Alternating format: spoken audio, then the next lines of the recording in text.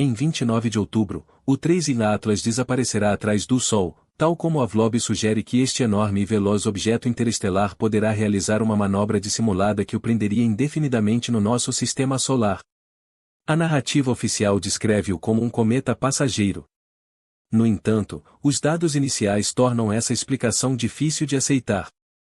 Um núcleo que pode ter 20 km de diâmetro, com um peso superior a 33 mil milhões de toneladas, exibindo quase nenhuma aceleração não gravitacional apesar de uma intensa emissão de gases. Se Lo estiver correto, poderemos estar a observar o primeiro visitante interestelar a ficar conosco, sem meios para monitorizar o que ocorrer no momento decisivo. O que escapará à nossa percepção durante esse eclipse solar? E quem sairá vitorioso quando o Atlas reaparecer? O dia 29 de outubro marca uma fronteira implacável no calendário. Nesse dia, o 3 Atlas entra na zona ofuscante por trás do Sol, impedindo que todos os telescópios baseados na Terra o detetem. A configuração é inexorável: Terra, Sol e cometa alinhados em linha reta, com o nosso planeta do lado errado do brilho intenso. Durante quase 6 semanas, o objeto interestelar mais massivo alguma vez detectado deslocar-se-á sem ser visto, com a sua trajetória e eventuais alterações ocultas da observação direta. Este período de escuridão não é mero contratempo logístico. Significa que os instantes cruciais, superiélio, a aproximação máxima ao Sol, e qualquer potencial manobra orbital, se desenrolarão fora do nosso alcance visual. A distância da Terra ao Sol ronda os 150 milhões de quilômetros.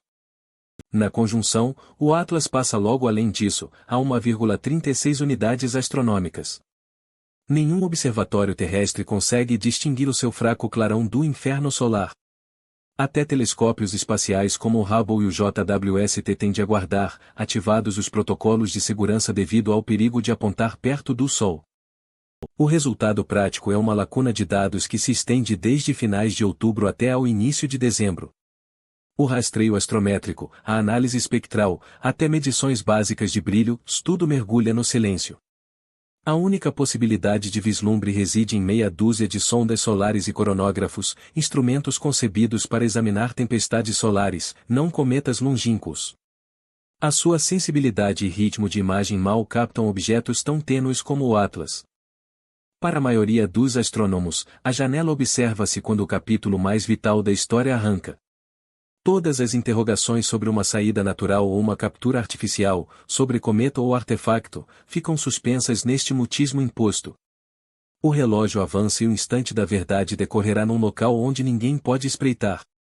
A concentração de AVI intensificou-se assim que os dados fotométricos iniciais chegaram. A estimativa inicial do tamanho do 3 Atlas, 20 km de extensão, caiu como um trovão. Para referência, o 1 Oumuamua media menos de 1/4 de quilômetro. O 2 Borisov, o cometa interestelar anterior, estendia-se talvez a 1 km de largura. O Atlas, em contraste, era uma ordem de magnitude superior ao que as sondagens esperavam descobrir em primeiro lugar. Esse valor não era uma suposição ou derivava da luminosidade do objeto, corrigida pela distância e ângulo solar, modelada com base na refletividade conhecida de cometas. Com uma magnitude superior a 12 e sem indícios de uma coma densa e opaca que inflasse artificialmente a leitura, a dedução era inevitável: o núcleo seria colossal. O ceticismo de Lo alimentou-se dos cálculos. As estatísticas das sondagens prevêem que, para cada visitante interestelar grande, milhares de exemplares menores e mais fracos deveriam ter sido avistados previamente. A sondagem Atlas, juntamente com Pan-STARRS e as varreduras de Vera Rubin, perscruta o céu todas as noites claras, calibrada para detectar precisamente estes objetos vindos do exterior, de alta velocidade. Contudo, as duas primeiras detecções interestelares foram diminutas. E agora, de repente, surge um gigante. As probabilidades, segundo qualquer modelo populacional, desafiam a credibilidade. Se a estimativa de tamanho se mantiver, ou as sondagens ignoraram uma vasta população de corpos menores, ou algo raro e inexplicável está em curso. É aqui que o raciocínio de Lo se inicia. Um objeto interestelar de 20 km tão cedo após os dois primeiros viola as expectativas da lei de potências que sustentam a ciência moderna das sondagens.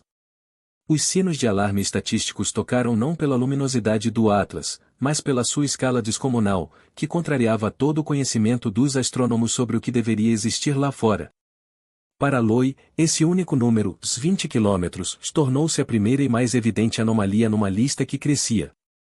Uma massa de pelo menos 33 mil milhões de toneladas agora consagra o 3 in Atlas nos registros históricos.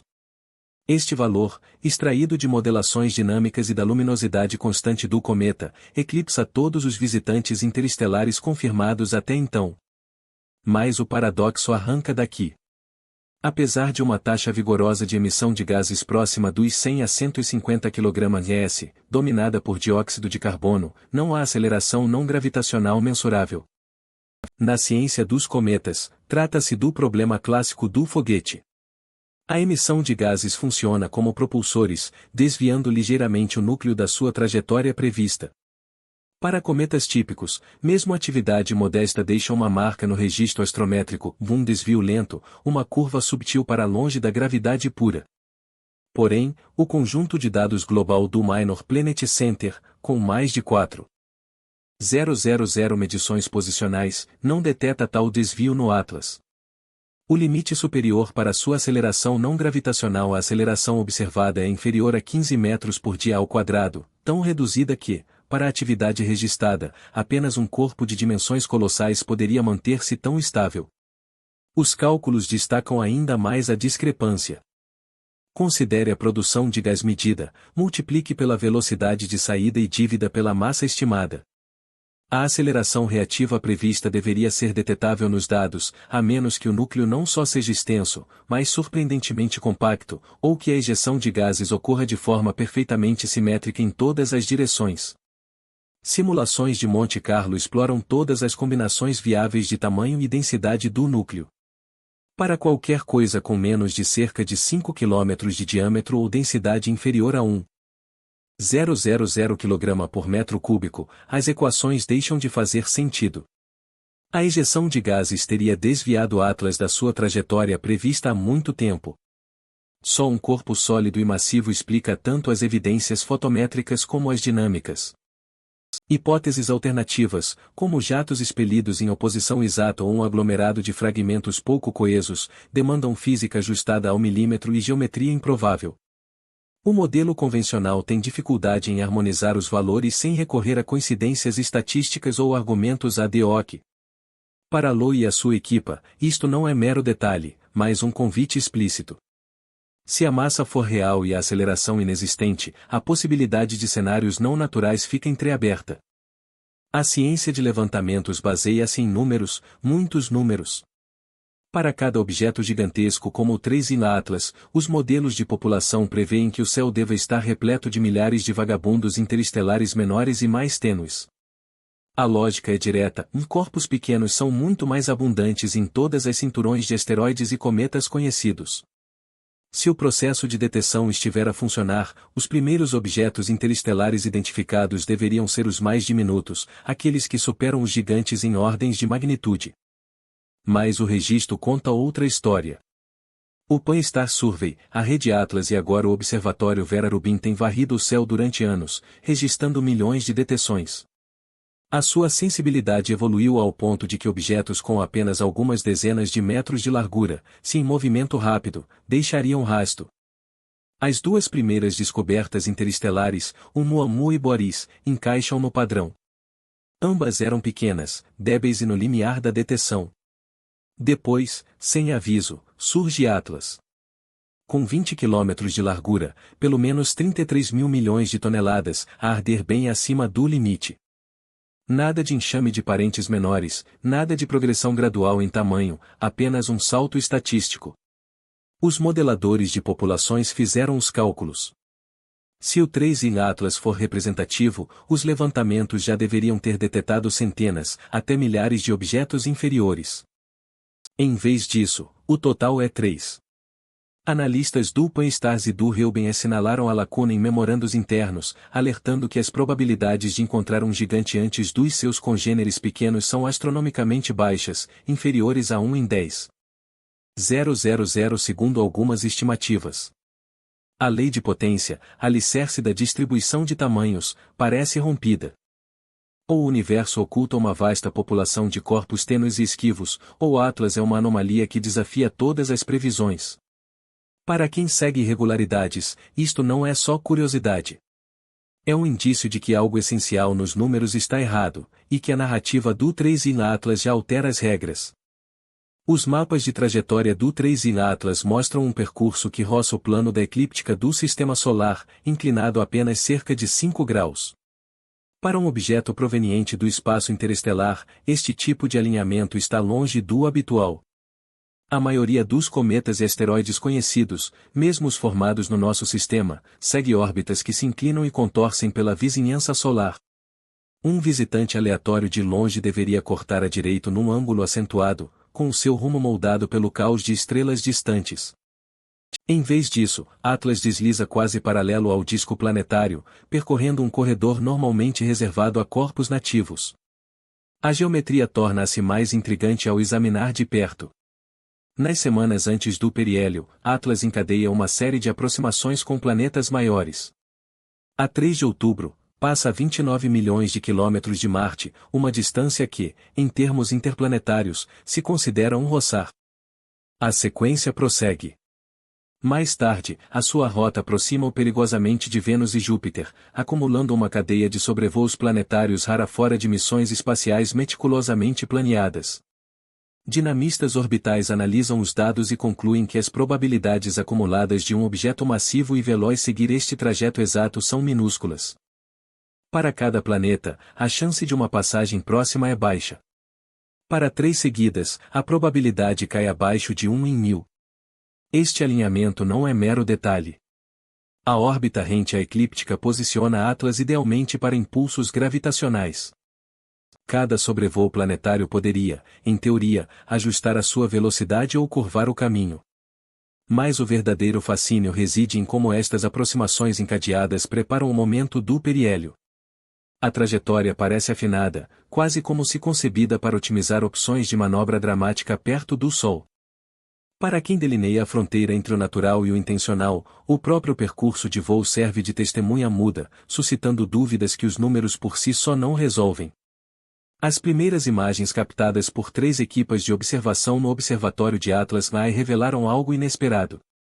Em vez da cauda habitual, um brilho intenso e concentrado dominava o lado virado para o Sol. Uma luminosidade que resistiu a todas as correções por borrão de movimento ou artefactos instrumentais.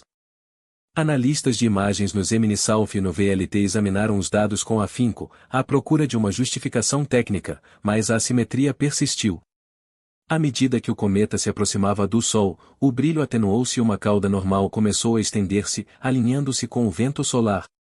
Uns interpretaram isso como um efeito geométrico ilusório, outros como indício de uma transformação autêntica. Talvez uma crosta rachar ou um surto repentino de atividade vinda das profundezas. Os espectroscopistas redirecionaram a atenção para a composição química do cometa. O espectro NIR do JWST, num intervalo curto antes da conjunção solar, detectou uma proporção de voláteis que contrariava as previsões. O dióxido de carbono superava a água por quase 8 horas e 1. Nos cometas do Sistema Solar, a água é quase sempre o volátil principal. Esta relação sugeria um núcleo preservado em congelamento profundo desde o espaço interestelar ou recoberto por uma camada de geada de dióxido de carbono. As equipas de calibração pediram prudência, considerando o resultado provisório até que dados adicionais o confirmem ou refutem. As hipóteses proliferaram. Alguns defenderam uma crosta de dióxido de carbono a proteger um interior rico em água, outros apontaram para contaminação possível ou erro no modelo.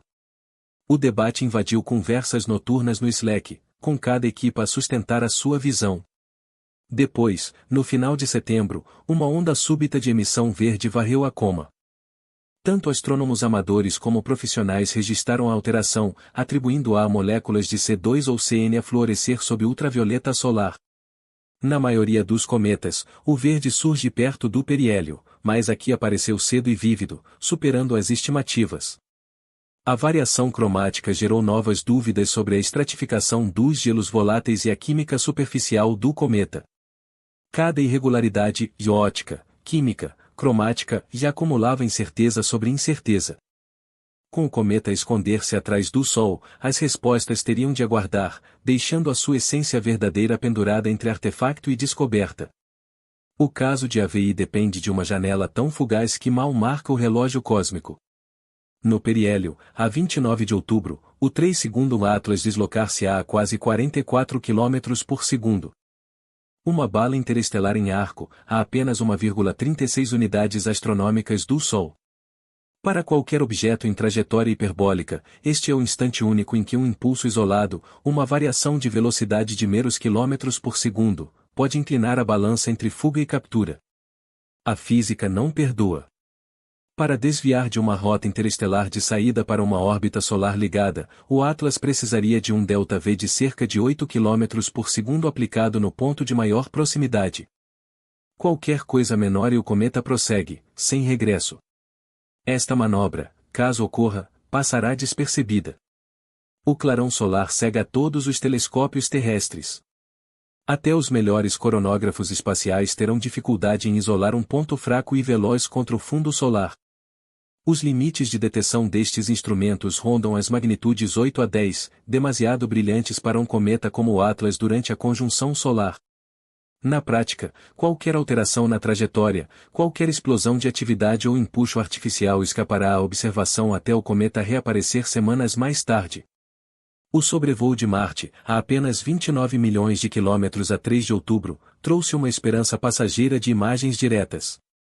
Planeadores de alta resolução ponderaram a viabilidade, calculando o tamanho angular e o brilho aparente. Os valores fecharam a porta. A essa distância, um objeto de 20 km subtende menos de 0,15 arcsegundos, inferior ao limite de difração dos alta resolução. Mesmo como fonte pontual, o Atlas seria demasiado tênue para ser detectado. Sem detalhes superficiais, sem jatos, sem lançamentos de sondas. A câmara mais potente em órbita de Marte só pode fitar a escuridão. Para Lo e os seus apoiantes, esta invisibilidade forçada é tanto uma irritação como uma chance. Se uma manobra for tentada, a prova escrever-se-á na órbita do cometa, pronta para ser decifrada quando o Atlas voltar ao campo de visão. Tom Statler, o principal cientista de pequenos corpos da NASA, traça uma linha nítida na poeira. Parece um cometa. Age como um cometa. Assemelhar-se de forma muito forte, em quase todos os aspectos, aos cometas que conhecemos. Esse é o ponto de partida. A visão dominante considera que o Tri-Atlas se enquadra, ainda que desconfortavelmente, na vasta e indisciplinada família de cometas naturais. Mas em vulgar, acaso estatístico, química estranha. Os cometas são caóticos. Peculiaridades na trajetória e sobrevoos planetários. Coincidência elevada à imensidão do espaço. Astrônomos como Karen Meesh e Kwanzaa partilham esta perspectiva, invocando viés de seleção, histórico irregular de levantamentos e o comportamento imprevisível de corpos ricos em voláteis. Para eles, o ônus da prova recaía inteiramente na afirmação extraordinária. Aloy encara os mesmos dados pelo ângulo inverso. Não emprega uma escala formal, mas a sua argumentação acumula anomalias. Massa, tamanho, alinhamento eclíptico, encontros planetários, química. Quanto mais estes traços se agrupam, mais robusto o apelo para uma atenção redobrada. Em L na perspectiva de OE, quando as anomalias se acumulam em excesso, a atitude mais responsável consiste em intensificar a monitorização, sobretudo num evento infrequente como o periélio atrás do Sol, que poderá encobrir uma manobra decisiva. Ele não atribui valores numéricos, mas o conceito é direto: se a relação de desvio se alongar, aborde o astro como se os riscos fossem elevados.